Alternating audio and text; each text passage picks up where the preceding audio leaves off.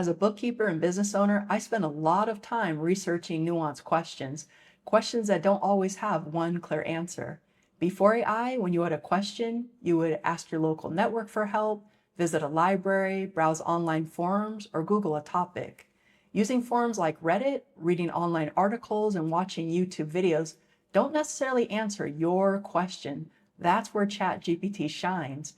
It taps into the wealth of information that we put into the online universe. Asking your specific question yields a far more nuanced response than trying to make sense of a response that doesn't exactly fit. The quality of the response depends on how clearly you articulate your background, what you're trying to understand, and why you're asking in the first place. ChatGPT provides a response, but it doesn't end there. You can ask for clarification and explain other relevant details that you want considered.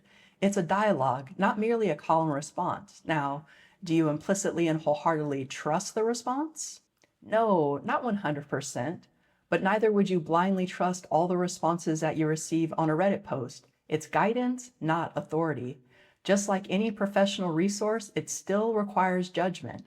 That mindset, asking better questions and applying judgment, is already part of professional bookkeeping and business ownership. Cross-referencing resources still holds value, and it keeps you in the driver's seat. To give you a personal example, I use ChatGPT to assist with diagnosing an issue with my car. Now, I'm not a mechanic, but I'm willing to try my hand at many tasks. So I explained the issue. My glove compartment was falling open and spilling all the contents to the floor. There was back and forth dialogue as I explained my car's make and model, and ChatGPT attempted to diagnose the issue. Eventually, it pointed to a failing damper and suggested OEM and eBay listings where I could purchase a replacement part. A week later, the part arrived and I consulted ChatGPT again for guidance in installing a new damper.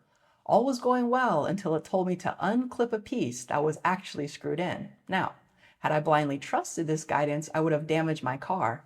But I used discernment and removed the part with a screwdriver. Does ChatGPT replace a mechanic? By no means. And I think the same principle applies to professional work, whether that's bookkeeping, accounting, or running a business. After all, it took me hours and many chats to diagnose and fix the issue, which could have been done in 30 minutes by a mechanic. Do I still use Google? Yes.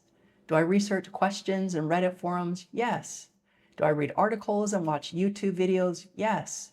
ChatGPT is one more tool in my toolbox, and it's a welcome addition. With the evolution of technology, there will be changes. The internet has evolved from using a dial-up modem to connect to bulletin board services to being able to access a wealth of information in a matter of seconds. And that brings up an important question. What is ChatGPT actually trained on? It's trained on a large mixture of licensed data, data created by human trainers, and publicly available information. It doesn't live in the world with us. It's not a sentient being, though it can provide a human-like tone when communicating with us. So why not include encouraging words and more nuanced feedback? I much prefer that over robotic, strictly the facts response. Rather than coming from a place of fear, try curiosity, stay in the driver's seat, explore what's possible, and decide for yourself what role, if any, it plays in your work and your life. As we continue on this journey together, keep learning, keep discovering, and most of all, keep enjoying life. I'm grateful for our collective creation and evolution.